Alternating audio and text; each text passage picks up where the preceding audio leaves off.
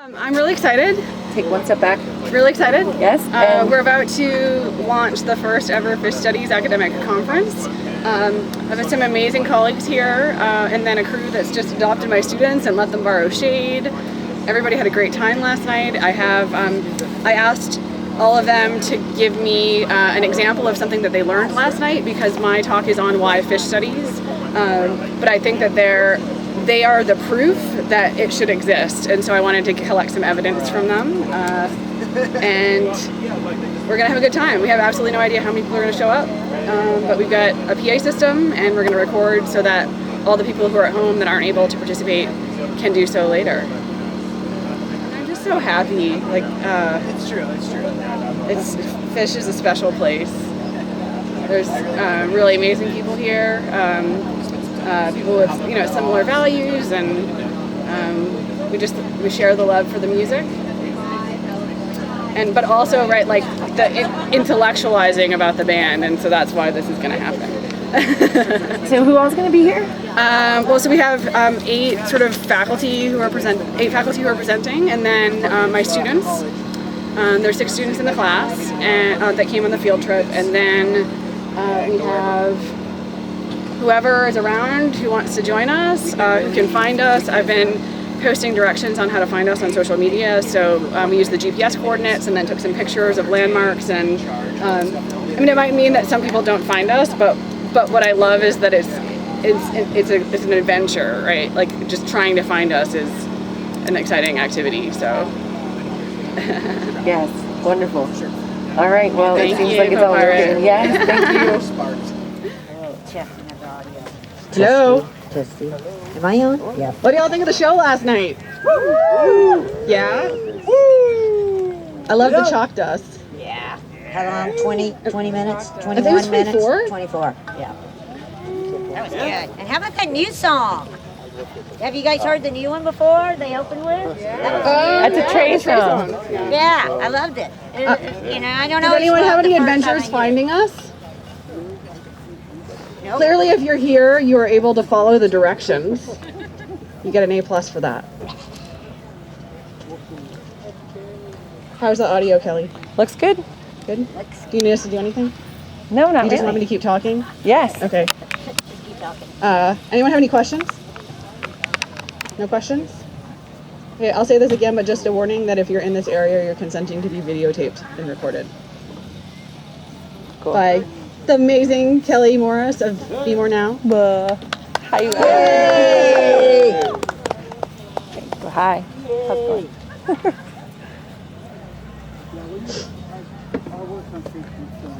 What do you want to hear tonight? Gumbo. Gumbo?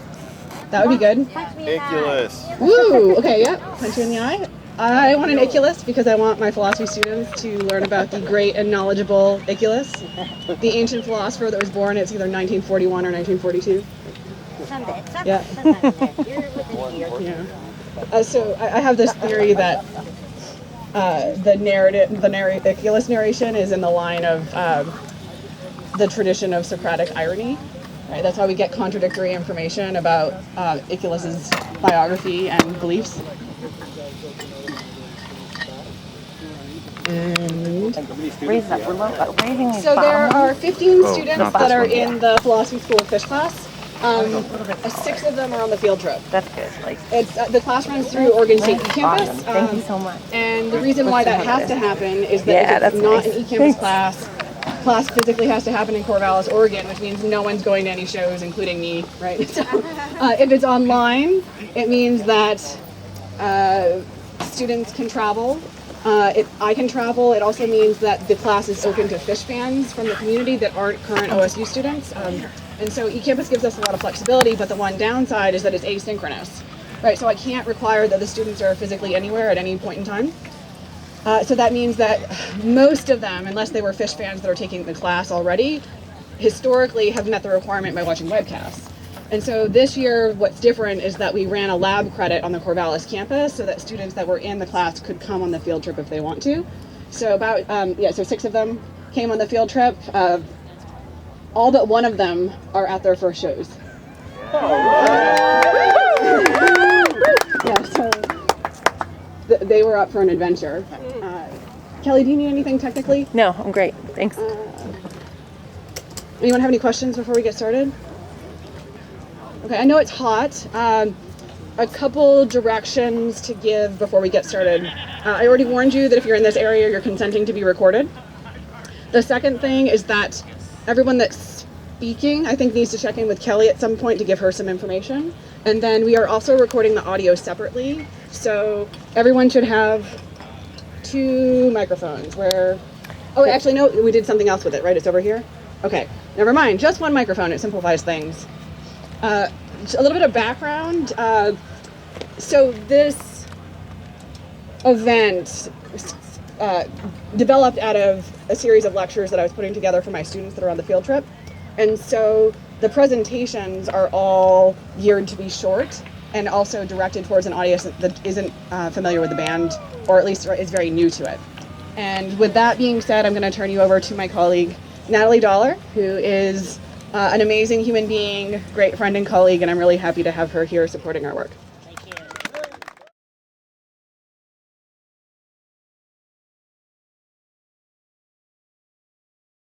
Thank you.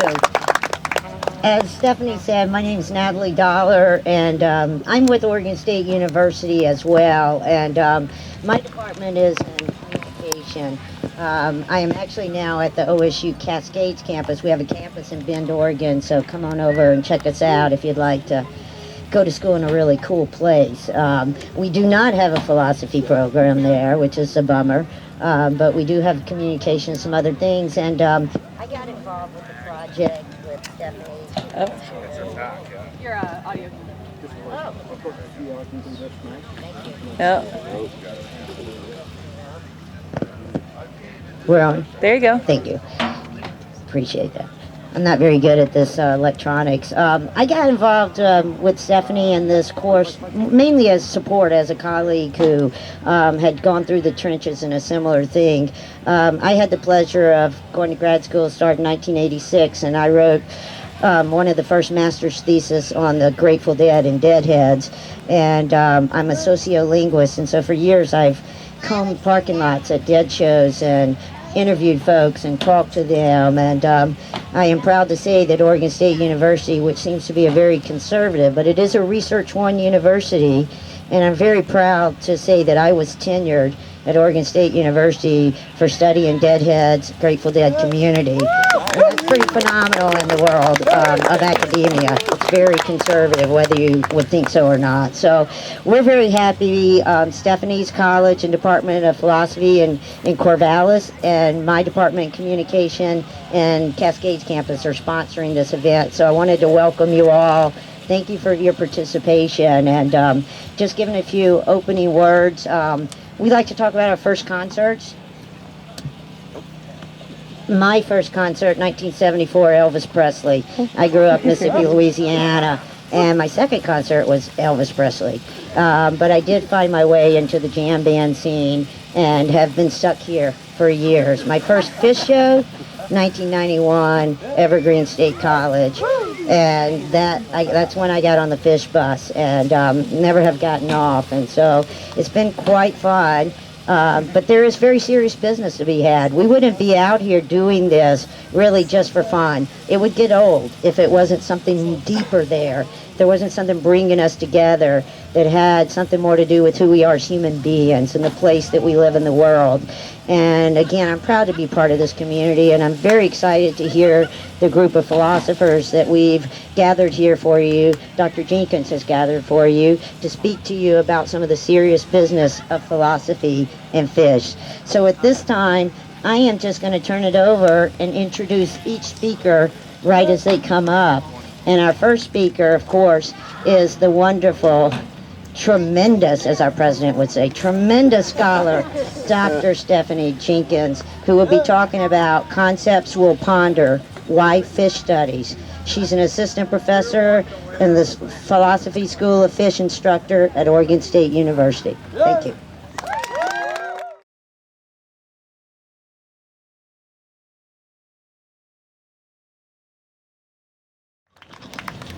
Thanks so much to everyone for being here. I'm going to keep things short.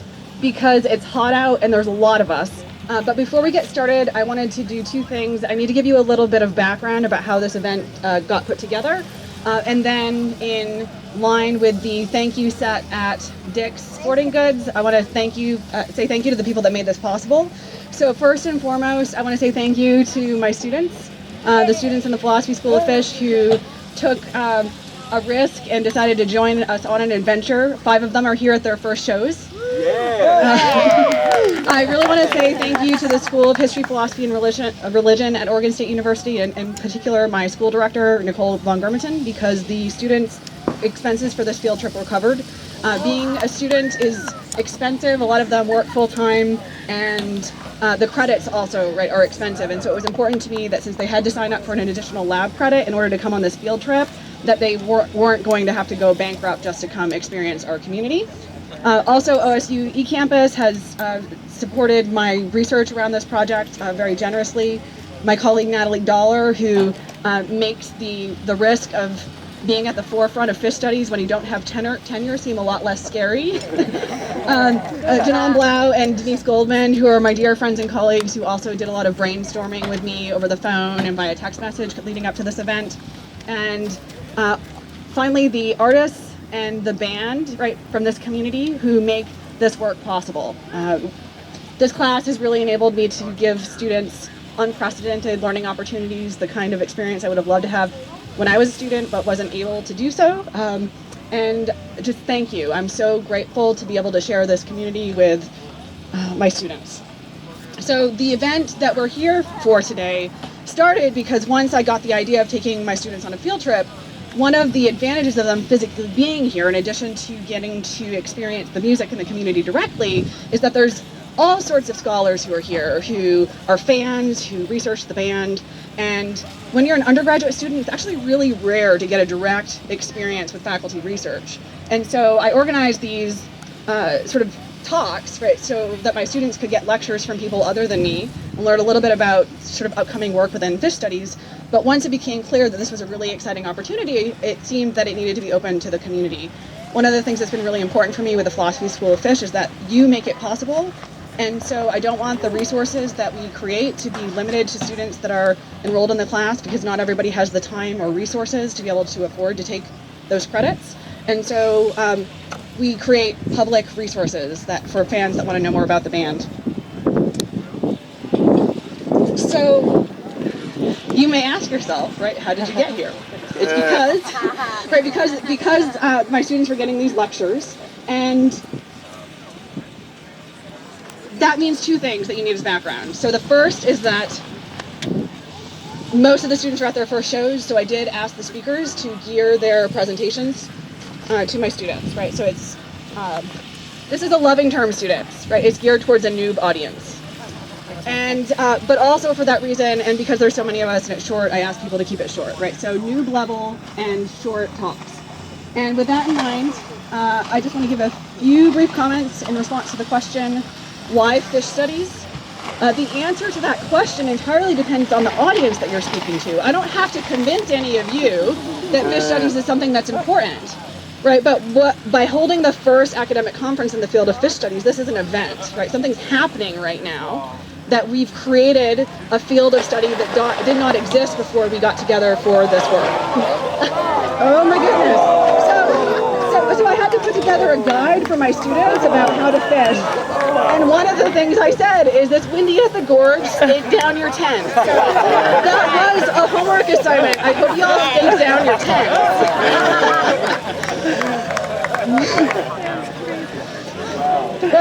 So I don't have to convince any of you that Phish Studies is something that's important, but because of the role that I played in actually having to go through the bureaucratic and administrative processes of developing a class at a university, I have had to convince people who aren't Phish fans that this is a project that is worthy of being done, and also occasionally speaking with people from the media who are not Phish fans. And so I always get the question, why Phish and philosophy, why Phish Studies, why is this important?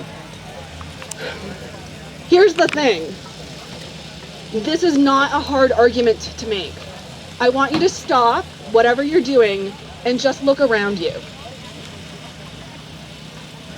You're here this is the reason why Phish Studies exists and why it needs to exist.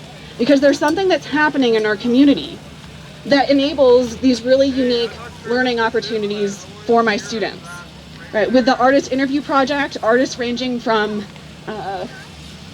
Teddy, right, Teddy's here, yeah, and fans of the band who create work because they love the band, because they love the community, all the way up to Tom Marshall, right, have given their time and talent and energy to my students. There's no other area in my life where I would have that level of access to people who would volunteer endlessly, right, to work with undergraduate students. The students here are participating directly within faculty research. I have had crews that are at the shows here just offer to adopt my students and to show them the ropes, right? They're well taken care of here, and they're also doing philosophy in the community. In a philosophy class, usually I'm the one that does most of the talking, but here the students are going out to the world and having conversations about the band and the things that they're learning. We're doing philosophy together, right? It's not just them, y'all are doing it too. And then the last thing I want to say in terms of why Phish Studies is because I am a better philosopher, I'm a better teacher, I'm a better scholar because of the work that I've done with this community. So thank you. So again, right, why Phish Studies? It is not a hard argument to make. All I have to do, right, is show my dean, show my colleagues this, and it's done, right? Okay, the last thing I just want to say real briefly is when we talk about Phish Studies, so not all of you are academics, you might not know what it means for something to be a studies. So my academic training, I have a dual PhD in philosophy and women and gender studies. So for me, when something is a studies, it relates to the work I do in philosophy, women's studies, and disability studies. So there's two things that I want to say are important for something to be a studies. The first is that in order to be a studies, you need to be able to produce generalizable knowledge. So that means the things that we learn in Phish Studies are not just things that are interesting to fans, right? They'll be important for non-fans too. But the second thing that I want to emphasize is that, right, because I've told you my academic training is in women's studies and disability studies, for something to be a studies, it always means there's a social justice component, right? That it's always an intellectual inquiry that's about making the world a better place. And so my challenge for all of you here is I want you to think about that. What can we do to make the world a better place, to make it more equal and fair? In philosophy, in moral and political philosophy, we often use very abstract, hypothetical examples for thinking about the nature of society, whether we're talking about the state of nature or the social contract. We are a concrete case study, right, of what's possible. So look for the problems that we have, the way that we solve our problems, the ways that we are an example of democratic decision making, and how we can take that out into the world. Because the question isn't just why Phish Studies, it's why Phish Studies now with everything that's happening in the world, right? And there's a reason why we're here. The time has come for changes. Do something or we will. So I'm gonna turn you over.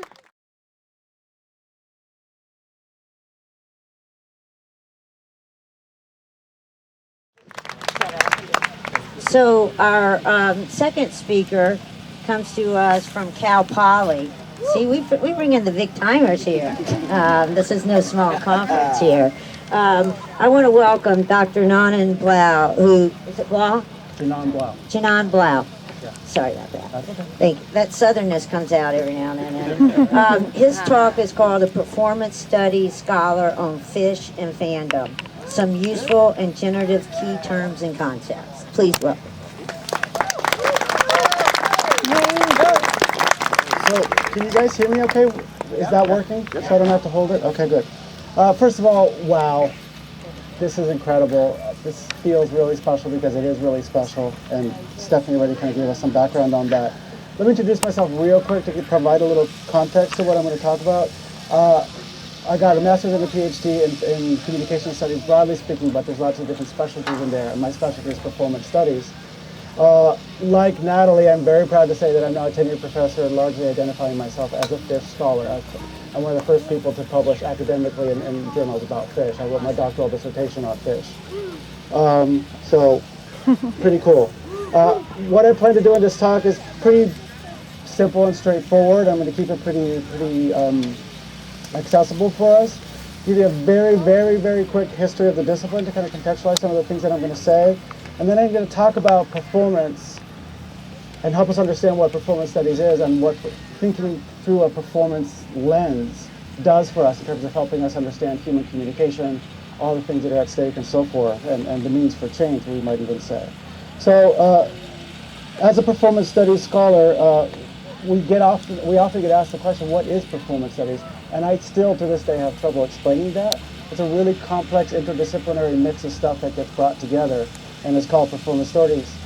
Performance, there's a famous saying in the discipline, it's an essentially contested concept. So it being hard to define is kind of what defines it, in other words. It has its historical roots in three main disciplines: the communication studies, English, where we analyze a lot of literature for performance purposes, and then in theater as well, because we do a lot of stage work as well. Tend to be more kind of experimental or avant-garde uses of the theater space. But we also absolutely borrow from disciplines like anthropology when we're dealing with questions of culture. We borrow from philosophy quite a bit too, in terms of theoretical insight and critique. Borrow from psychology in terms of theories of human communication. And at the heart of performance studies is really the notion that body, mind, and knowledge generation are all very much tied together. So we take the role of the body and how we acquire information, how we come to know ourselves, where memory resides, and so forth. We take the body very seriously as a site of knowledge, basically. So performance, as I said, is essentially an essentially contested concept, and really at heart, performance is our being in the world. We move through the world performing all the time, right? And we take that notion very seriously. It may sound very obvious at first, but if we really play this out, there's a lot of kind of theoretical importance to this. It is in the carrying out, the performing of our communicating selves on an ongoing, day-to-day, moment-to-moment basis that we make life happen, right? With other people who also have their own kind of performances happening, and how those meet up becomes an opportunity for kind of unpacking or untangling all that goes right and also all that goes wrong, perhaps most importantly. That's also how we can identify the need for change with performances as a means of transformation.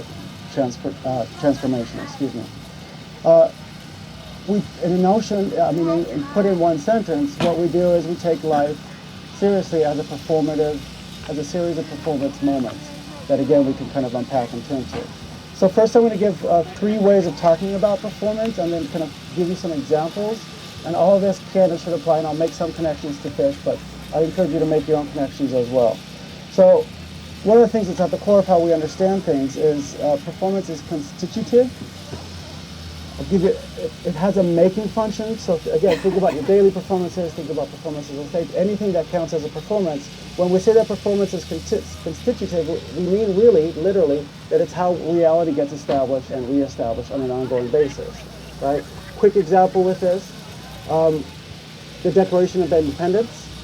Once they performed that act, whether the Brits agreed with us or not that we were independent, we became independent, right? So that's kind of the power of communication. When you declare something to be the case, other people might not agree, but for you, you've ushered in that new reality, right? Another quick example in marriage ceremonies, when the officiant says something like, "I now pronounce you married," it's in that moment that the couple becomes married. That reality gets established by simply saying those words, but that's in a way kind of the power of communication, the power of performance. We also like to say that performance is epistemic. Philosophy students should know what that means. Epistemology is a branch of philosophy that deals with questions of knowledge. What is knowledge? How do we acquire knowledge? How do we know, period, right? So when we say that performance is epistemic, we're talking about a kind of knowing function of performance, that it's in talking through things, put simply, right, that we come to know things. It's in getting on a bike is the only way to learn how to ride a bike. You have to perform the action itself. So the act of getting the body involved and the mind and the heart and kind of the wholeness of us involved, that's what gets things accomplished, and that's what leads us to knowledge, right? And finally, we'd like to say that performance is critical. It has a critical function. And here, so performance is constitutive is a making function, performance is epistemic is a knowing function. Performance is critical, playing with those terms, has a breaking, a remaking, or a staking function, right? So when things aren't right, when we want change, for example, when feminists want to bring in a different world, right, particularly in the 50s and 60s, they start performing themselves differently, right? And so the act of, say, wearing pants and refusing to wear skirts anymore seems like a simple everyday act, but that the performance involved it's an implied critique, even if it's not explicit, right? And so by looking at things with this lens, we can start seeing that what we do matters all the time, right? Being here is putting into place a certain kind of orientation and a certain set of values, we might even say. And then looking at that, we can kind of pause and look at what's being played out here, what are the implications of it, what are places where we need change and so forth, where we can perhaps even intervene. I'm not keeping track of time, but I want to keep this relatively straightforward. I'm going to move to, I'm having a hard time not telling you all about all this good stuff, but we're going to keep it simple. I'm going to go to two key terms and these will begin to apply to Phish much more concretely, that we use a lot in the discipline. One of them is the term liminality. It comes from the word the Latin word limen, which is literally the door frame in a door. And if you think about that, there's a famous saying that that's a space that's betwixt and between. That liminal space of the door itself, it's neither inside nor outside, right? So you're somewhere in between. We take that and play with it quite a bit. We can absolutely say, and this is an interesting way to think about this, that while we're here, we're in a liminal space. Because we're not in our normal everyday life and we're not yet back into it. We're somewhere in between. And that's a space where stuff can happen or stuff is at stake or we have a moment to reflect, a moment to have fun, right? Because we can still have fun. So that notion of liminality is really interesting and important to us as a kind of theoretical tool. We're looking for those spaces. We look for it in kind of cultural rituals, right? A wedding ceremony is a liminal space. You're not single anymore before you go into it as a couple, but you're not yet married until you're out of it, right?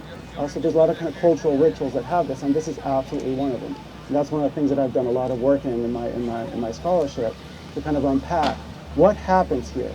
At the core of my scholarship is the notion that I look very closely at what Phish as a band do on stage as musicians. I articulate that as a series of 5 commitments, and that those radiate off stage and become cultural values. So what Phish is committed to as musicians, say a commitment to flexibility, a commitment to risk, a commitment to play is absolutely there, right? That stuff, it's not just music. It doesn't stay on the stage. It hits us at all levels, right? Up here and here, right? And it puts into play possibilities for us, a different way of being in the world that we do take up in different ways, right? Whether we fully consciously realize this or not. So Phish is part of our being in the world, we might say. The second term I'll talk about, and then I'll end on that note, is the notion of communitas. Us academics like to use fancy-sounding words. Latin, obviously. Communitas, when we use that word, it's a way of talking about community that focuses us in on those moments where community really happens, where it's a palpable sense of community. And of course, this is absolutely evident. It's evident here, I would say, right now, but certainly at Phish shows. And a lot of us like to talk about the fact that when you're at a Phish show, and I heard some of Stephanie's students saying earlier that they were really impressed, took note of the fact that at their first show last night, that no one sits, everyone's dancing, everyone seems to be into it. That's pretty unique. So Phish ushers in communitas, and it's a powerful sense of community, and within that there's potential to harness that togetherness and to think through things, right?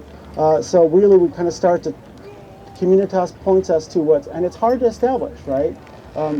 Church ceremonies sometimes endeavor to put this into place. It may or may not work. You can try to make something special happen, and you can increase the chances, but you can never guarantee it.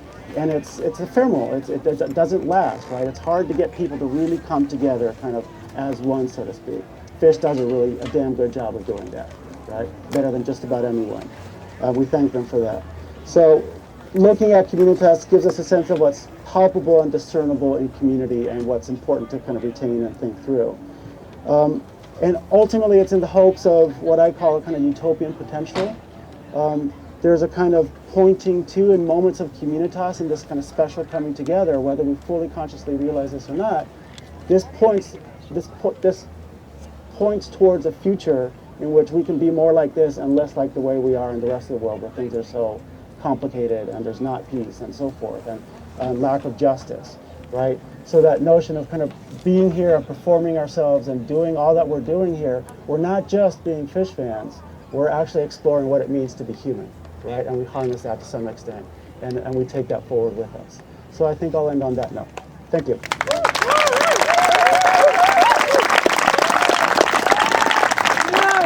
That's awesome, huh? We have any anthropologists in the house? Any anthropology students? There you go. So you recognize Victor Turner's terms here. Liminality, communitas. It reminds me a lot of my master's thesis on Grateful Dead. I also played with those terms. They make a lot of sense. It's fantastic, the overlay. So I also want to say very quickly, you can read Dr. Blau's work. I read his piece. And what journal is the fan piece where you talk about the 5 commitments? Cultural Studies, Critical Methodology. You can talk to him after. It's a wonderful piece. I encourage you to read it. It really goes into depth in what he's talking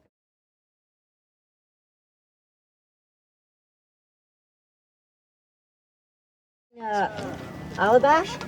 Am I saying that right? Is it Allaback? Allaback. I can say that, a southerner, Allaback. I can put a few Allaback. She's going to be talking to us about what's with Wooks. All right, is this thing on? Take it away. Thank you. Ladies and gentlemen, there is a cancer spreading across our community. A virus infecting our very way of life and is literally tearing our society apart. These people don't have the same values as you and me. They stand for everything we don't stand for. They could be your neighbors. There may be one sitting next to you right now. Wooks. That's right, Wooks. So, what's with Wooks? First of all, I don't condone making a wide generalization about a group of people, but I'm going to do it anyway. Whether or not Wooks are a real or perceived threat, if they're a joke, if they're a stereotype, they are a real phenomenon in the Phish scene, and also in the other scenes in the sort of jam band culture, right? They've been around since at least when the Grateful Dead were touring. Many people describe what are Wooks without using the term Wook. But let's face it, there's probably been Wooks forever. Now they just have a name, right? All right. For those of you who don't know what a Wook is, there's actually kind of different incarnations of the Wook and different stereotypes, right? But essentially it's someone who mooches. They want to make money, they want something for free, they want a free ticket to the show. While some may like the band's music, many are just there for the party, right? They're also generally considered smelly and hairy. They also tend to be young, in their 20s and male. However, if you see a Wookette, consider yourself lucky. It's like seeing a shooting star that needs a shower. One of my most memorable experiences with Wooks was the first Bonnaroo Music Festival in early 2000. When 2 Wooks approached my campsite trying to sell me ecstasy, and without asking, because it was hot and humid in Tennessee, took off their shirts and dipped them in our cooler and put them back on. Then they moved along when we said, no, we don't want any ecstasy. So that kind of gives you an idea of what a Wook is, or rather the stereotype of a Wook. So my analysis of Wooks sort of occurs within the larger project of my dissertation, in which I discuss the many ways in which Dead and Phish fans perform a resistance to that outside society, right? So the concert behavior fans perform tend to invert some of society's rules. However, the liberating experience in Phish festivities to mock traditional society and reality, thus invoking a new identity, resistant to the outside world. Although our society once invented communities to reinforce American values, I argue our society needs these communities to give its members a sense of freedom, a place for rebellious expression, and a place to feel a sense of community, even if that freedom is an illusion. As historian Edward Muir stated, an event like a Phish show is a safety valve to help us feel released from rules and restrictions from everyday life. He says that these events, quote, allow subjects to express their resentment of authority but do not change anything and in fact strengthen the establishment. But then we have to return outside culture when the experience is finished, after the safety valve has done its work. Now, where do Wooks sit in this whole scene? They might say they might work in the same way. But I will say this. We need Wooks. They didn't tell you this was a Wook rights? All right. It's really important to the identity of the Phish fan to say, we're not that. We're this. We're cool. We're not a Wook. So the term Wookiee used to be called Wookiee, right? Back in the day. Appeared not just in the Phish scene, but, like I said before, the entire music festival scene. And I heard the word first used at a string cheese incident show in 2000. And then I think the earliest I found it used was in 1998. Now it sort of refers to anyone who tours with the bands for reasons beside the music. Money, the party, the drugs, getting really drunk, getting something for free. Although I have not found anywhere the source of the word, I'm going to speculate it comes from the movie Star Wars, in which Han Solo and Chewbacca the Wookiee were vagabonds, always looking for a fast dollar and many times getting in trouble because of it. When looking at the use of the term Wookiee, we see a vagabond looking for a fast buck, but we also see danger. In the movie Star Wars, Chewbacca is a furry, whimsical creature who appears to be your friend, but if you get on his bad side, can easily rip your arms off. Also, Chewbacca is probably smelly and hairy. He is hairy. He's probably also smelly, right? They symbolize this rebellion against the outside world, but kind of in unhealthy excess. So, for you noobs out there, Shakedown Street is sort of the pop-up, sort of unofficial vending area where people go and sell stuff so that they can keep touring, they can keep seeing shows. You might have seen some booths on your way here of people selling water or beer or food. One incarnation of the Wookiee is sort of the overeager businessman on Shakedown, right? So, the sort of overeager businessman. So, an example from Deadhead Social Science, which was before the term Wook. What's his name? I'm going to quote someone. Matthew Shaposky. He tells a story about friends looking at a table of crystals, which is also another stereotype. Apparently, Wooks are really into crystals. So the vendor chipped out these crystals to sell on Dead Tour, but he was overeager. He kept asking these people, giving them offers, but they didn't buy anything, right? Quote, he wasn't a deadhead. He was just doing it to make money. He probably heard about the parking lot scene and said, hey, this is a moneymaker. His social skills were a little off. He stood out in the crowd because vendors who are deadheads aren't so pushy. Now, if you go to Shakedown, you may also see them, Wooks, selling imaginary products, like hugs, or advice, or even pages from the Helping Friendly book, which doesn't exist except in our hearts.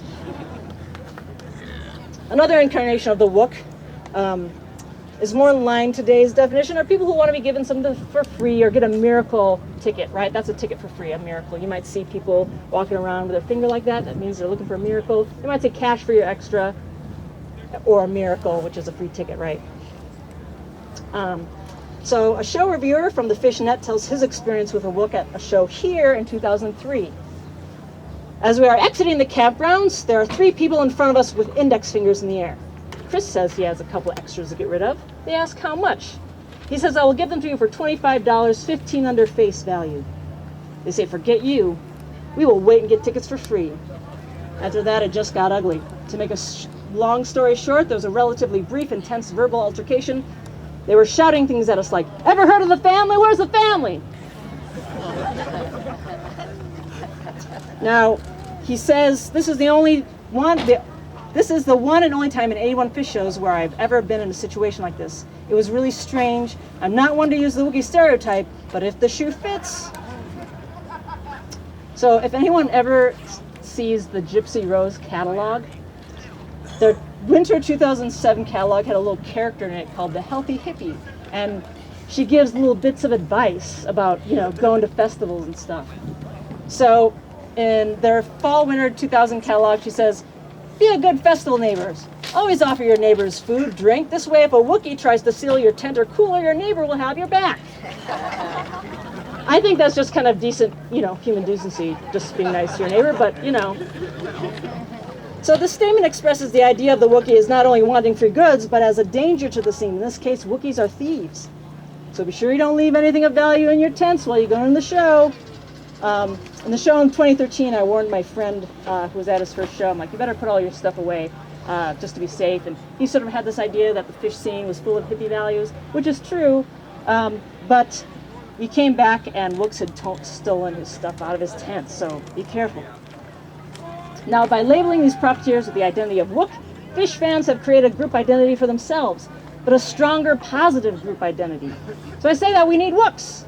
And also, I read on fans.net recently, someone wrote, without Wooks, the scene would be boring and full of chads.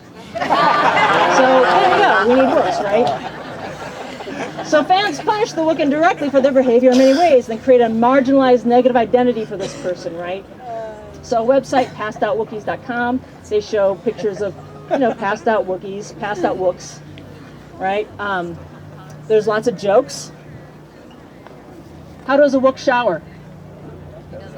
He rolls over on his deodorant. If you might know, the Wook 17 meme is around, right? Yeah. Apparently he's cleaned up, has a job, he's cool now. And in Colorado, where they have the largest population of Wooks, mostly around Boulder, there's even a group called the Colorado Big Game Trophy Wook Hunters. The state now issues hunting licenses to control the population. Catch and release. In reality, they sort of photograph them, themselves with like passed out Wooks, but sort of in like a deer hunter sort of way, right? So most of these jokes deal with out of control hair, uncleanliness, drunkenness, overuse of drugs, etc. But interestingly enough, many fans also themselves don't value hygiene and sobriety while on tour shows. Perhaps these jokes reveal some unwritten restrictions on the Phish community. Wookiees may drink, take drugs, ignore hygiene to an extent so extreme that most fans are uncomfortable. And when tour is done, most fans return to the norms of society regarding hygiene and sobriety, whereas fans depict the Wooks as always dirty and drunk. It may be useful here to remember that the Haight-Ashbury scene in the late 60s began to die when too many people arrived, expecting free services and free food, and increasing drug abuse problems. Jerry Garcia said of this time, quote, "There were too many people to take care of, and not enough people willing to do something. There are a lot of people looking for a free ride, and that's the death of any scene, when you have more drag energy than you have forward-going energy." This statement may support Phish fans' fear or disdain for Wooks. Representing the drag energy in a way similar to what Garcia describes, the Wook may illustrate or symbolize the end of our scene. But the character of the Wook also points to a couple interesting contradictions within the scene. So as fans grow older and more affluent, such contradictions will become apparent and the boundaries might blur between fan culture and the outside world. But, as Dr. Blau said, we're sort of always in this liminal space when we're here, right? All right, so before I go, those of you who are here going to your first show, I want to give you some instructions dealing with Wooks, all right? So if you have a Wook encounter this weekend, you'll know what to do. Now, if you go Wook watching, I'd recommend staying up to what I call the Wooking hour. I don't know if the Wook store is open, but last time I was here, there was a Wook store. So if you see the Wook store, maybe swing by and you'll find something of yours that disappeared. Now, if a Wook approaches you, do not look them in the eye. They're most likely inebriated on some sort of substance, and that would startle them. Do not feed them, because others will see that and they'll begin flocking around. The best thing to do, if your car is nearby, is to get in slowly. Or my favorite is to pull out your phone, pretend to call a friend, and walk in the opposite direction. So everyone, I want you to be safe this weekend, have fun, and remember, don't feed the Wooks. Thank you.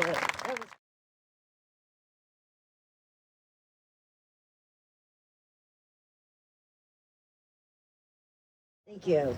So our next speaker is Denise Goldman, who is joining us. She's an adjunct professor up in the East Coast, way up there, Hofstra University, as well as Long Island University. And she will be talking with us about her area of study, and her title of her presentation today is Family Ethos. And of course you guys know these are all PH spellings, right? Yeah. Family Ethos, an exploratory analysis of communication and community building on the social media site Phish Chicks. Please welcome Denise. Thank you. Working okay? Can you guys hear me? Thanks.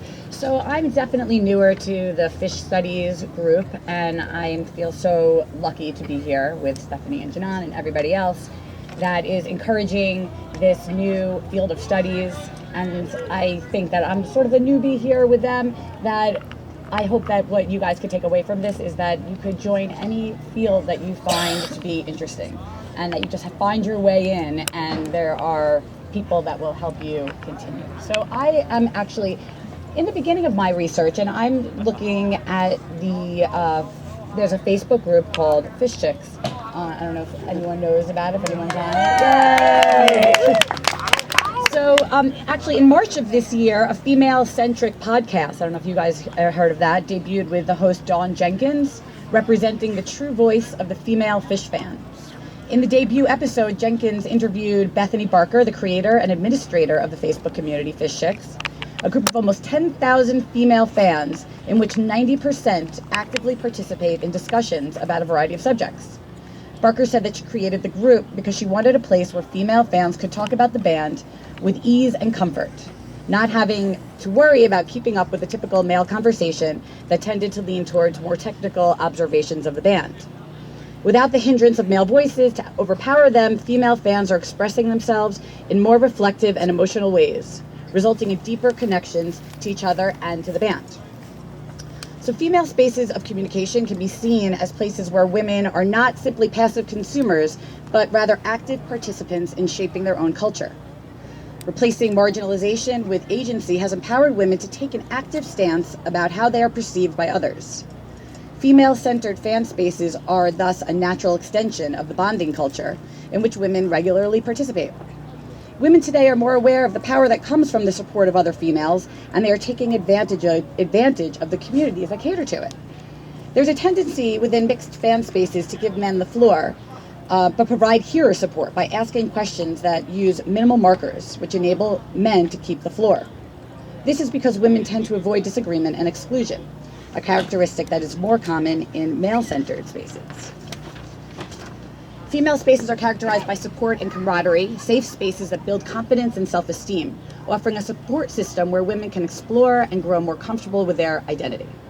So I've started to analyze the interactions with the online Phish community in order to conclude how and why this community's interactions should be a model for a greater level of communication, which in turn has implications for community building in general.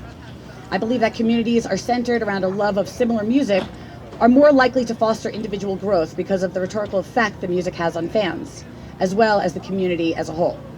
So the following, I'm going to share with you some examples of a close analysis of posts on the website that I've looked at. I'm actually here this weekend trying to interview in person. I have been looking at the online communication, but I want to talk to the girls in person as well. In the space of the Phish community, there's a collective appreciation for music that plays a major role in the lives of fans. While there are various online communities dedicated to Phish fans, Phish Chicks is relatively unique because it brings together a minority group of fans of the band, as the majority of the scene is male. For many, a sense of belonging to this group of like-minded women is something that helps them to cope with their existence in everyday life. Because Phish has been around for so long, there is a sense of kinship, which is based on an almost familial association. Women by nature are empowered by shared emotions. A brief connection with another woman about the announcement of the Phish tour is therefore something that can legitimize her enthusiasm, which she can carry around for her the rest of the day. A shared conversation about a show or a song can spark an onset of expression that one can take solace in. The result is a dream community bringing together like-minded women, and one in which there are minimal inhibitions. For example, this past March, the following post was put on Phish Chicks. Home alone, working on a painting, listening to the third night of SPAC 2012, and feeling like I'm having a flashback in the best way. The last 5 minutes of light giving me goosebumps and all that. I'm always listening to shows from the 90s, but so much more recent shows are worth a re-listen. This post, along with its responses, demonstrates the type of communication that exists in the group. A close reading of the post tells us that the woman is home alone, painting while listening to Phish. We can picture this woman. She's our friend, one of us. She takes a pause in her creative execution in order to disclose her disposition. Her use of the term flashback in the best way is understood by the group as an indication of the after effects, perhaps of an LSD trip, something that she does not have to elaborate on in order to make her point. As groups develop over time, they generate group-specific meanings, eventually evolving new forms of speech or genres unique to that community. While this specific term may not have been constructed within this group, nor is it female-oriented language, the level of comfort that the poster feels by relating her feelings to a drug trip is an indication of the acceptance amongst the female members of this group. And while the development of a shared language is common in most fan communities, women still tend to shy away from language that indicates perilous behavior. Furthermore, the poster's indication of goosebumps from the last 5 minutes of a song on the third night of a run at SPAC may sound arbitrary, like an arbitrary idea to the average person. But within this community, there's an appreciation that is established and communicated. The woman understands that even though she may not find someone who has listened to that particular song on that particular night, there is a joint comprehension that goosebumps can be acquired while hearing the variations that occurred on that particular night. Here we see an honest, insightful divulgence about the music, a characteristic of female conversation. There is an authenticity in her communicated experience of the show and how it permeates her everyday life. Moreover, she can share that experience with others who are able to understand the exact emotions that allowed her to have a spark of creativity. One response in particular illustrates the importance of these shared feelings. She says, "This was my first show and the first time ever really listening in depth. My boyfriend, who wasn't my boyfriend at the time, got me a ticket because I gave him rides the 2 days prior. I remember my friend being very dark and the Yam encore blowing me away. I've been hooked ever since. The music, the people, it was a perfect night. Thanks for mentioning this and letting me reminisce." While the original poster was not present to witness the live version of the show, this fan could substantiate her reaction. This connection allows her to transplant herself back to her first show, the one that got her hooked on the band. She realizes that the night held its perfection, not only in the music, which she recalls as blowing her away, but from the people she encountered as well. This shared feeling with the poster allows her to reminisce and to relive the night she experienced through a connection to a woman in another place. They are able to share the space that was created by the music and compare the significance. The commingled feelings here are emblematic in the fact that they are not experienced in the same way, at the same location, or even during the same activities. Nevertheless, there is an emotional component that creates a lasting connection. In turn, this validation brings the woman closer to the band, as well as to the women who understand her. Furthermore, the freedom of this female-centered space creates an intimacy that is free from judgment. In allowing for a discourse that is free from hierarchy, this online conversation encompasses an idealistic space in which communication stems not only from the acceptance within the community, the female community, but also from the transformative power of Phish's music. So similar to the connections, the connected emotions that stem from listening to music, a shared identity has also been formed amongst members of the Phish Chicks group. This stems from a variety of forces, which include, but are not limited to being a woman in the jam band scene, identifying one's ethics and morals as closely tied to the band's, and associating live music with one's outlook on life. The communication that exists within this group is primarily based on one's sense of lifestyle connections, specifically the importance of shedding one's everyday existence in order to become someone else for a moment in time. Phish concerts allow fans to adopt an identity that is based on a freedom that is not typical in everyday life. In this light, the music serves as a means for identity transformation. Although members of Phish Chicks may be situated in many different locations, they share inherently similar lifestyles that help them to identify with each other. For example, recently a chick posted the following: "In the spirit of camping versus hotels, what did you do back in the day to stay on tour that you wouldn't do today? I'll start. My worst shower to show ratio was 2 to 14. Next."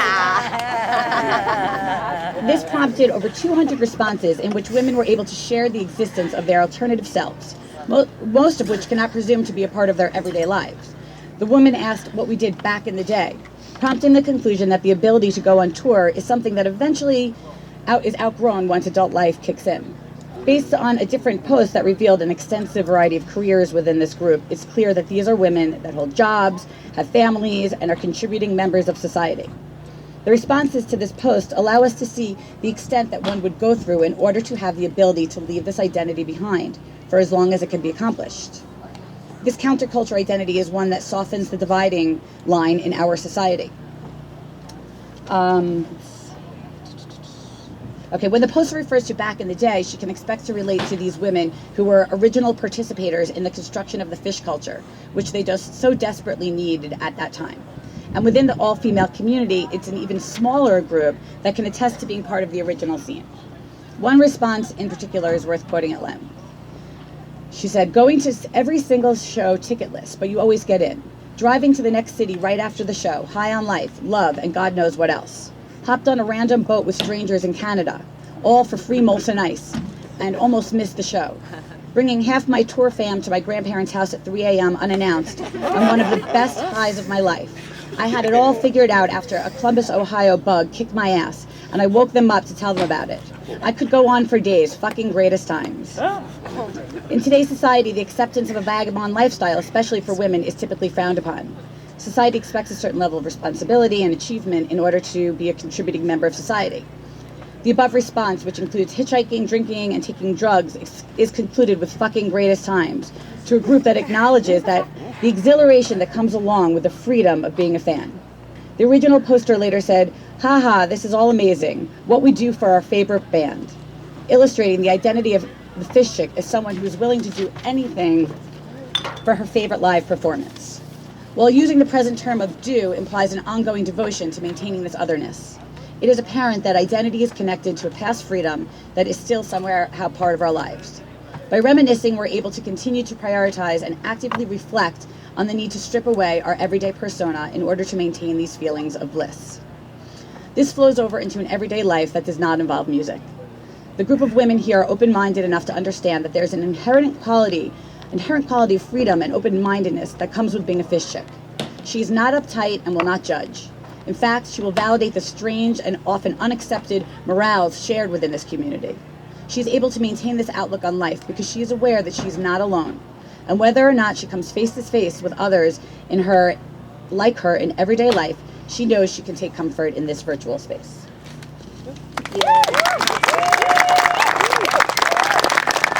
Thank you. That was quite interesting, wasn't it? I'm really excited to see you follow up with your interviews and face-to-face communication, what the differences and overlaps may be along that. Yes, and I'm here, if you want to reach out to me or find me, I would love to interview you. Any of you will be around. Fantastic. That's great. That's really good. Very, very enjoyable. I would like to say that, Phish chicks and dead chicks, we're not like other chicks. That's why we're here. I mean, I don't have chick friends. I don't have any chick friends. Like most of you women here, I always hung out with guys, right? Because women are just bitches, we hear, right? not Phish chicks or dead chicks, right? Yeah, it's a different kind of woman. Yeah. So our next presenter comes to us as an independent scholar. His name is Dr. William. Some of us call him BJ. I call him BJ, and I'm just meeting him for the first time right now. BJ, I hope that's okay. Dr. BJ Roy Gaddis III.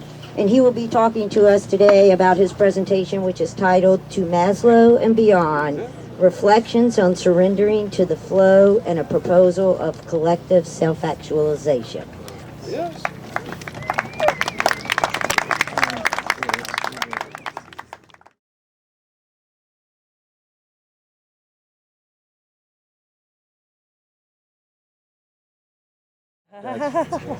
Hi everyone. Can you hear me okay? Yes. Okay. Awesome. The students of Dr. Jenkins' class, can you please raise your hand? Can we give them a round of applause? Like Stephanie said earlier, 5 of them, it's their first show. But last night was their... So if you see them, give them some love. Because that's what we know how to do. So the title of my talk is To Maslow and Beyond. Reflections on Surrendering to the Flow and a Proposal of Collective Self-Actualization. So it's a lot that's kind of packed in there, so we're going to unpack that title over the course of this. And hopefully it'll be fun, and we'll enjoy ourselves. So, how many people know about Maslow's hierarchy of needs? A decent amount. You guys, it's one of the main, theories of sociology, especially, with positive psychology, where they started to look at what's right with human beings rather than disorders. Because that's what psychology was until positive psychology started in like 40s, 50s, and 60s. And Maslow was one of the first positive psychologists. And so it's, looking at what's right with humanity and putting it into a context. And that's what he did with his hierarchy of needs. And so this shirt, this is from Tripp's Prints. It's right in the pivot. And this shirt is just perfect for this. But because my challenge was that I needed a visual aid, okay, to describe this concept. And this shirt, if you guys are familiar with the band, you can. What song is this? BJ, can The you Wedge. describe it visually for folks that can't see it? Indeed. So, it just has a pyramid on it, and there's a road, take the highway to the Great Divide. And it's, so it's a song called The Wedge, and there's a lyric in it, I'm building you a pyramid with limestone blocks so large. And so that's like what we're actually going to be doing right now. So, if you could just imagine, okay, there's different levels on the pyramid, okay? The very base level, the very bottom level, okay, according to Maslow's hierarchy of needs, the very bottom level is your very most basic fundamental needs that you have. For example, oxygen, water, things that without which you're not going anywhere, and those are the base physiological needs. And so the level above that, Maslow talks about security and safety, and having a roof over your head, things that'll have you be able to have things taken care of progressively more and more. It's kind of a bad way of describing it, but so the middle level, okay, of the hierarchy of needs, the very middle level is where we talk about socialization. Friends, family, feelings of belonging. And then the level above that is where we get close to the pinnacle, which is where we're going with this. And that level right below the top, what Maslow talks about that, he uses the word self-esteem. Esteem for yourself, esteem for others. I think also, like towards the top of the hierarchy of needs is where we have things like aesthetics, art, music, beauty, things that you can only really pursue once you have your base levels met. So then we reach the pinnacle of the hierarchy of needs. And Maslow talks about self-actualization as the pinnacle of the hierarchy of needs. And so, that's very, very interesting concept, and trying to keep this as short as possible. But, so in a nutshell, when you really look at what others have studied about self-actualization, the two kind of the main themes that you find is that in one of them, it's like a peak experience. It's where scientists who have their aha moments of scientific discovery, people who engage in extreme sports, it's takes different forms, but it's like a peak experience is one way of describing a moment of self-actualization. Another way that it's been described is flow. And when talking about flow, there's a whole line of research on flow going back thousands of years. I mean, it pops up everywhere. But two of the kind of main things about, when you're in the flow and you're in that moment of self-actualization is that you have a complete absorption in the moment of what you're doing. And also you have a loss of your sense of space and time. And you're just fully almost on autopilot, like a blissful autopilot to a certain extent. But you're just surrendering to the flow. So it's Maslow's hierarchy of needs in a nutshell. Working your way up to self-actualization. The question that becomes apparent when you look at it is there anything after self-actualization? Is that it? Is that the end? Philosophy students, what do you think? After self-actualization, the pinnacle of the hierarchy of needs, what do you think would come next? Dissemination?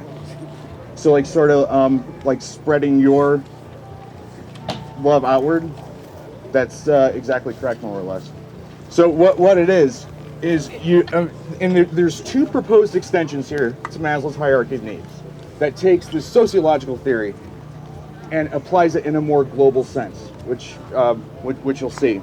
But so there's two extensions to Maslow's hierarchy of needs. The first one is an inverse pyramid like that goes up to infinity. So where you take an inverse pyramid and it goes upward above the pyramid with direction, the arrows going off into infinity. And what that represents, this inverse pyramid, is other people. Where you positively influence other people through your self-actualization, and the more people you help, the bigger your inverse pyramid. And so examples of that in the community, people who, you don't necessarily have to be self-actualized to be building your inverse pyramid, but there are definitely a lot of examples in our community of people who are building their inverse pyramid, like Dr. Jenkins with this class, Kelly Morris, with her amazing skills with Be More Now films. We've talked about Don Jenkins in the Female Centrics podcast. There's Christy Articola, the Surrender to the Flow, and these are all examples of people spreading their love outward, having a positive impact on others through their own, if not self-actualization, something damn near close. So that's extension one, is the inverse pyramid. Good job. So the second extension is just another hierarchy of needs. Just imagine another pyramid, but what it represents is the group of people, or a collective of people, okay? And so there's all different manifestations of this collective hierarchy of needs. You can take a stereotypical family, mom, dad, 2 kids, and a dog, and you have their group or collective needs and wants and their collective self-actualization.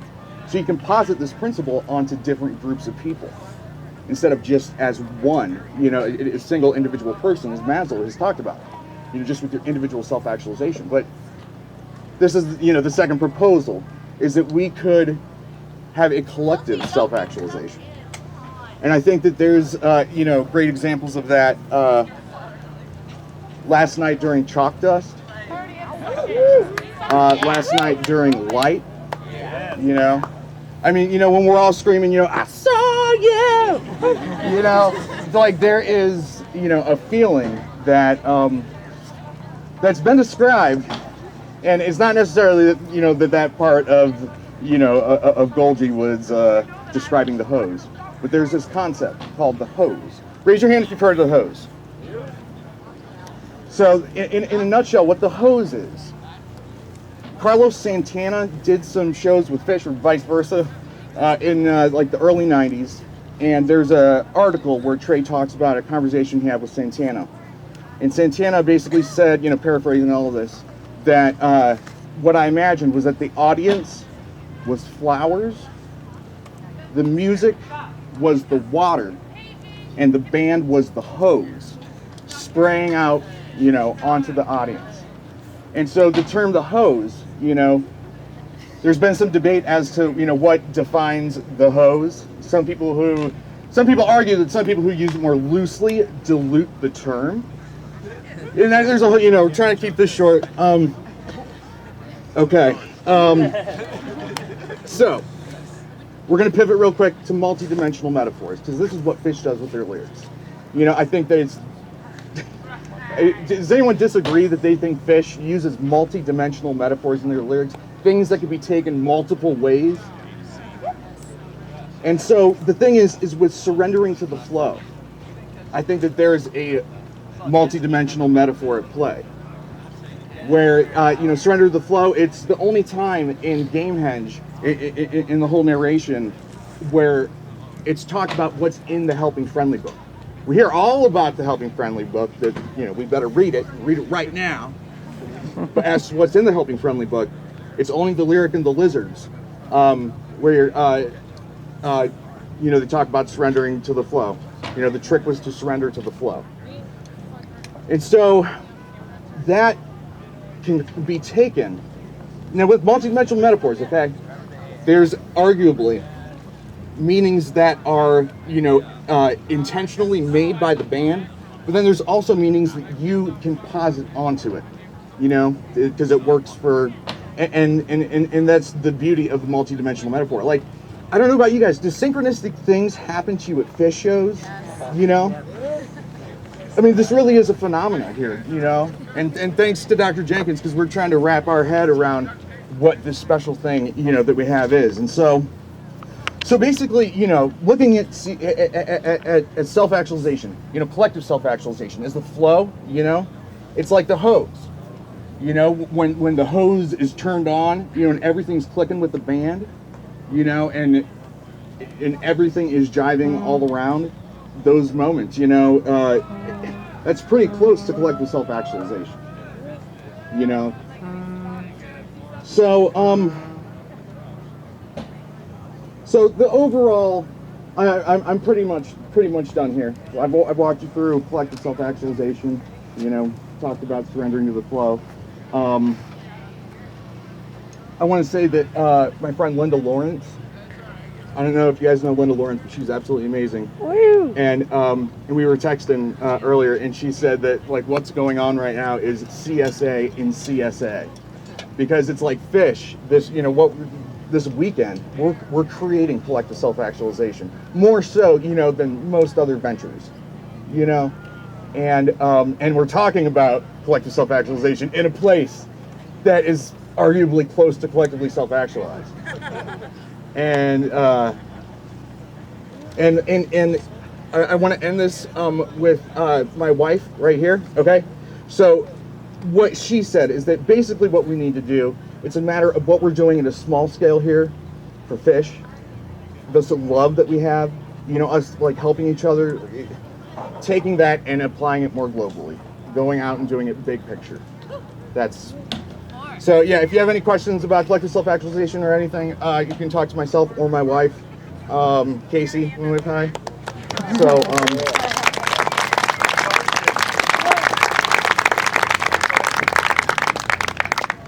Can you discuss the similarities and differences of collective self-actualization and collective consciousness? So collective consciousness.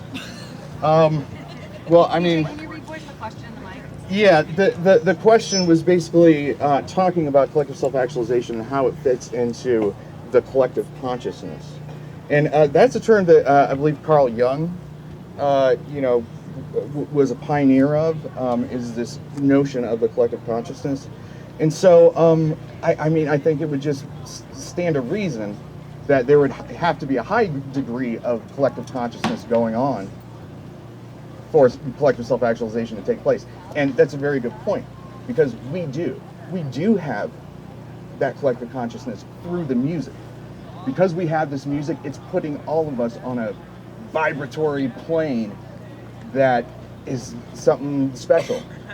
And so I think, the more collective consciousness a group is able to have, the more prone to CSA, they'll be. So. DJ. Thank you, DJ.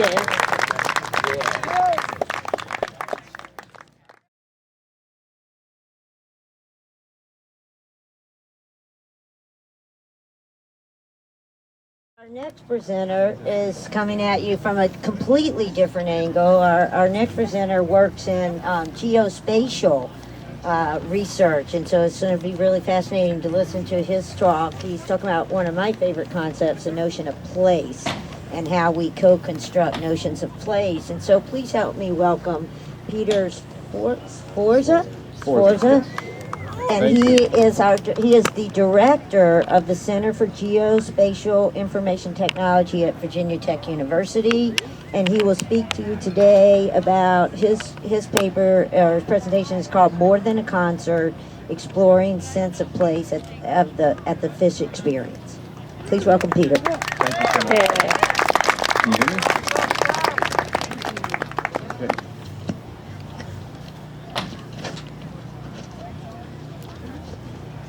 Okay, can you hear me now? Yes. Great.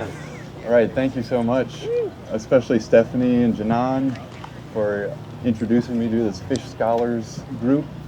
I'm still a Phish student, as we all are, and I also work in geography and research at Virginia Tech, and so today I'm going to talk a little bit about sense of place, spirit of place, and space, both internal space and external space. So, in the psychosocial or psychological and social way that we think about geography, there's a psychological geography that's not just the physical earth, but it's, we experience different communities and places and philosophies and cultures as we move through these things. Thinking about Phish as a band and their entire history, all the places they've toured, we start there, sort of a global picture. We move down to like the venue. We're at one show, we're here at the Gorge. Beautiful place. We have the campground, we have Shakedown Street, we have the venue itself. Each of those has unique and special characteristics. That's one thing that really defines sense of place in the tradition of geography. And there's so much data about Phish. The last two speakers are really coming from more analytical perspectives. Jnan and I were talking a couple years ago about how much data is out there on Phish.net, all the community and the social media that's posted, and I'm saying, well, we have big data tools and technology. We can analyze this. We can think about this in different analytical ways. And what might that tell us? Something that the computers can help us reveal some complexity that's a little bit harder for us to grasp as individuals, or even collective individuals. And geography is amazing. Tobler's first law of geography: all things are related, but near things are more related than distant things. It's pretty fundamental and primary, simple in concept, but has many complex implications. So, we've heard today from a lot of different disciplines. I come at my work from disciplinary, the tradition of academic disciplines, but also moving beyond that into just a little definitions to help us understand academia. We're very traditional in our disciplines. Then we move into multidisciplinary. We might have two disciplines. In my case, I might create a data set about places and I'll throw it over the fence to a statistician. They might not know everything that I'm interested in studying, but they know techniques that I don't. And so they'll analyze it in their way and throw it back over the fence. And that's what I would consider multidisciplinary. Then we have interdisciplinary, between disciplines. And that's a lot more of what we're doing. We actually learn about each other's discipline and engage in that way. And then we have transdisciplinary. This is what really excites me about some of the more forward-thinking academics and universities, is that we transcend these disciplines and approach a problem or questions as a whole. In all its complexity, it's a tangled mess, and we want to approach it because each discipline has limitations, and each discipline has strengths. So we bring them together to use the best methods and techniques that we have. So sense of place, the characteristics that make a place unique or special. It's primarily a social phenomenon in the way that we experience it. We can foster a sense of authentic human and attachment and belonging to a place. And this is, place attachment theories of communities to their environment or home. This is very strong. We all probably have some sense of this, of where you're from, where you're going, where we're here now, what's going to happen tonight over there. It's a strong identity felt by those inhabitants and the visitors. It's interesting to think in contrast. We have a strong sense of place in this community, but there are also placelessness places. Like, we probably all drove through a section of a city that had strip malls, gas stations, and big box stores that really didn't have that sense of place. You could find that anywhere. There's not a strong attachment to that local geography or culture. As Gertrude Stein said, there is no there. So not all sense of place is positive. There can be places of fear or doubt. We're mostly focusing on the positive here. It's a beautiful and amazing community. Where does the sense of place come from? It develops from primarily, I think, our elders and our community. I was excited when Stephanie had this great idea to bring her students in and pair them up with experienced Phish fans, and what a great idea. And that's how my first Phish experience was, with Jnan and Ingrid and Teddy and Jesse. It was, people that had been on the scene and showed me the way. In geography, we think about primal landscapes, the landscape that you grew up in as a child and experienced. And it really bonds children to that place and becomes a point of reference for the rest of their lives moving forward. We have the same thing here in our Phish family. Moving to spirit of place, the invisible and visible also framework and fabric that makes up the sense of place. And these folk tales, these stories, the poetry, the writing, the art, the fan art, the music, of course, the mystical and transcendental experiences that we have, the real and imaginary places. Wombats, ocelots, lizards, antelopes. Jesse told me about spotted striped multi-beasts. So, and it's not all about the destination personally, it's about what that destination does to me and to our friends and social networks. It resonates for a long time. These memories can be recalled. We get out of our familiar habits and things that are nice and make life easy. As we get older, we have habits that, we don't have to have all that psychological burden of figuring everything out every time you fall into a habit. Come here, leave that behind, and grow. We have new experiences and uncover those meaningful experiences and connections. Sense of place, we have, really vibrant, vivid, and engaging experiences like Shakedown Street. You go to the marketplace of the festival and you think about the places and sense of place there. So another concept we have about space itself, not just physical space, but in geographic disciplines we talk about space as being both external space, exterior space, and internal space. So your external space being your senses, your sight, your sound, your smell, your taste, your touch. Those are your exterior senses. And then your internal senses, your thoughts and your feelings and your emotions, the cognition, the cognitive part. At the festival, we think about, thinking about the sense of place at different types of festivals where we've been in urban and rural settings. They're different. We don't always have Shakedown. At MSG last year, you walk out and you're in the middle of New York City.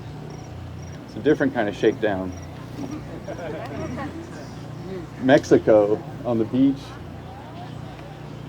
Dix in Commerce City, the Gorge. Every place has a unique geography and sense of place.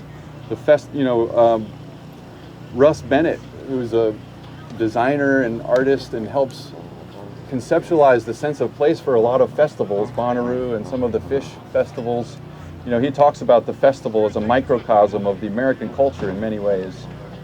We see that every time there's a festival, we have to think about not just the infrastructure and the roads and the water, and how do we take care of these, or Maslow's hierarchy of needs, but all the way up to, the art and the placemaking, the lights, the archway that we're all going to walk through. These are all thoughtful and intentional creations that help us build the place and placemaking. We can think about the geography of the show itself. Page side, mic side, or the rail, or the different sounds that you might hear throughout the venue. You're going to get a different experience and a different energy. Near the soundboard, you might have something that's more similar to what you might hear in a recording. Completely different from when you get really close and you can actually hear, fingers on fretboards. space as a psychosocial concept and psychological geography. I've talked about that. I think that's really important.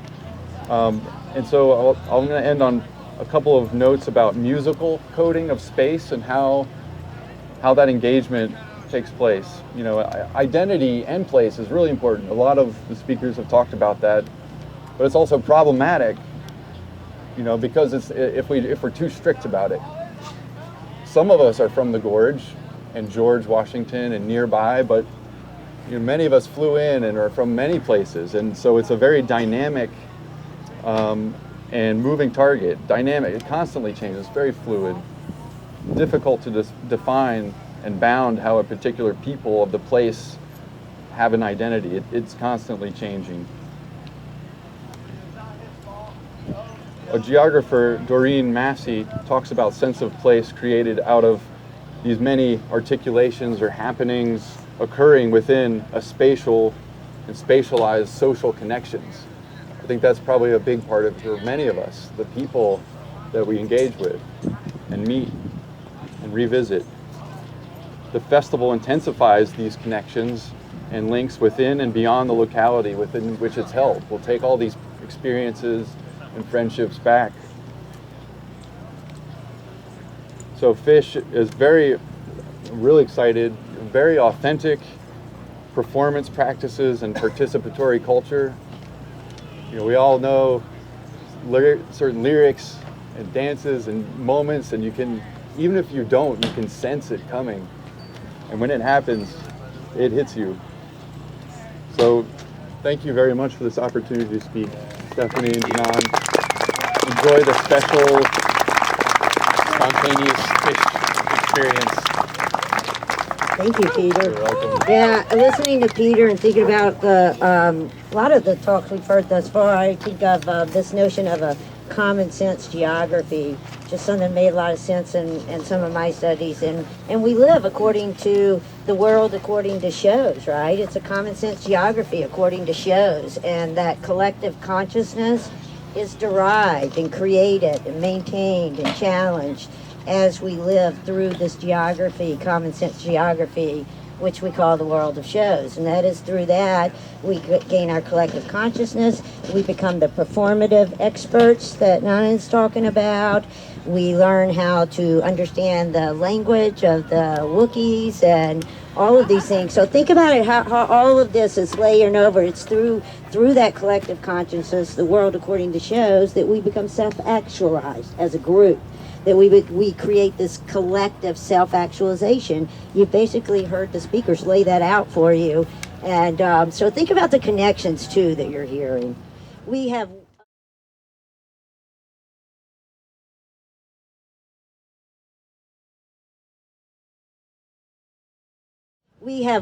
Dr. Paul Jakus. Yep.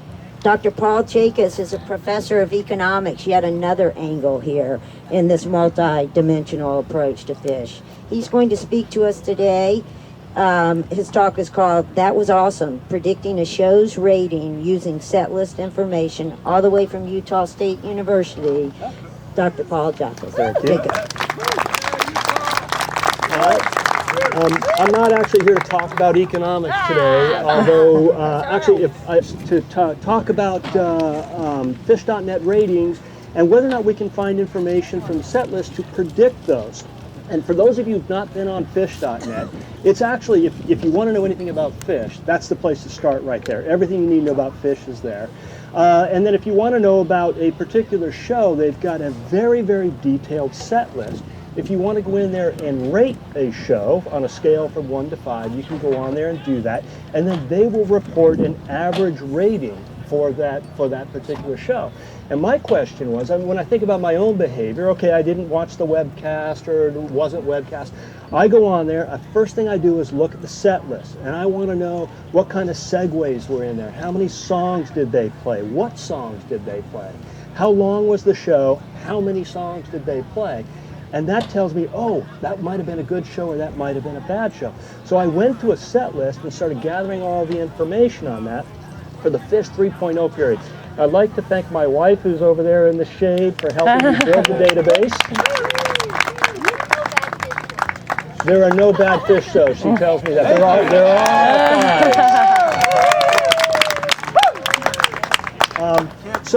So anyway, so what I did was I tried to go in there and gather all this information. So if you think about this, I classified these variables into 3 or 4 different categories.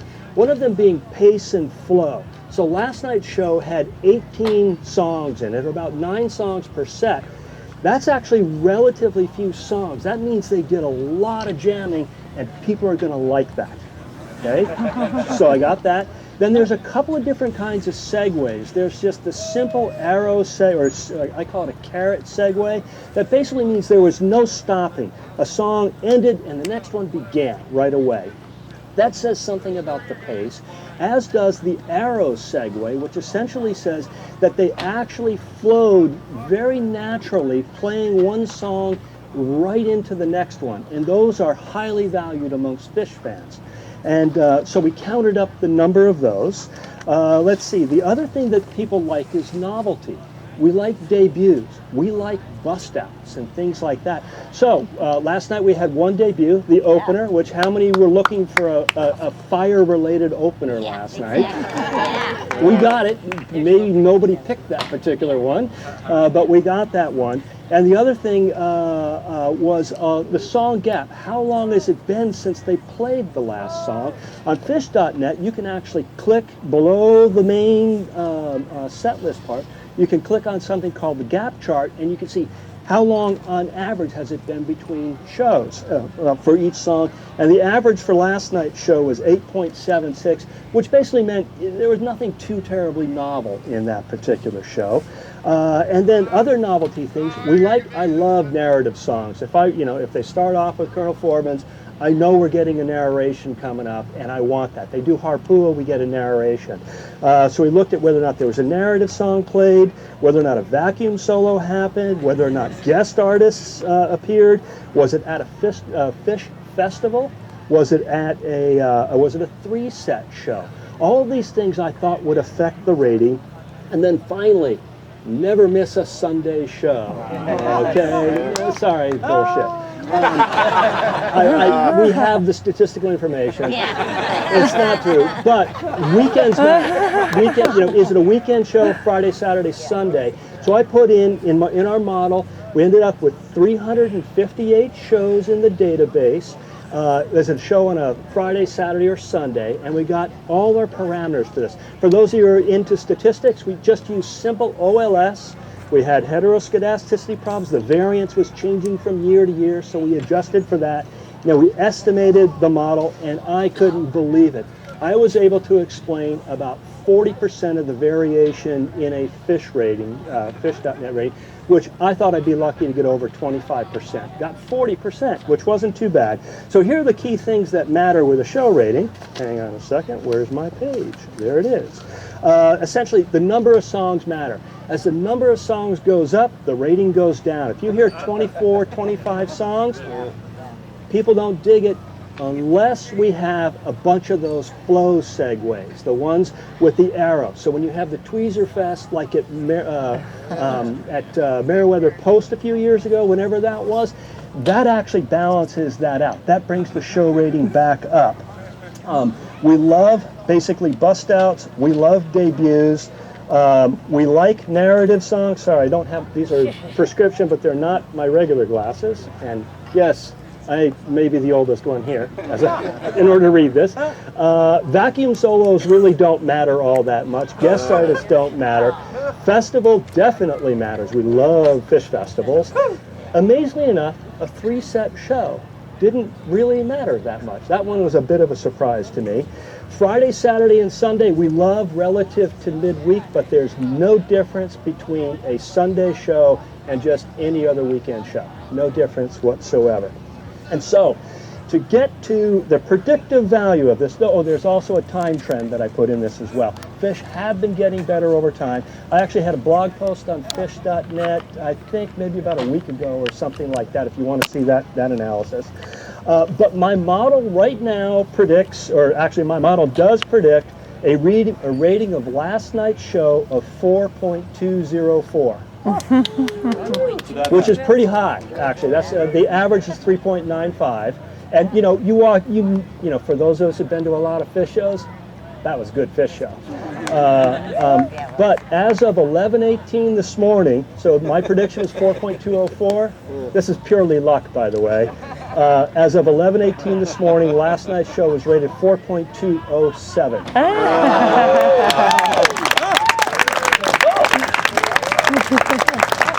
Given the performance of the model over the last 6 or how many years? We're in our 10th year, so over the last 9 years, that's just pure luck that it came out that close. And there we go. Thank you very much, and thank you again. Thanks.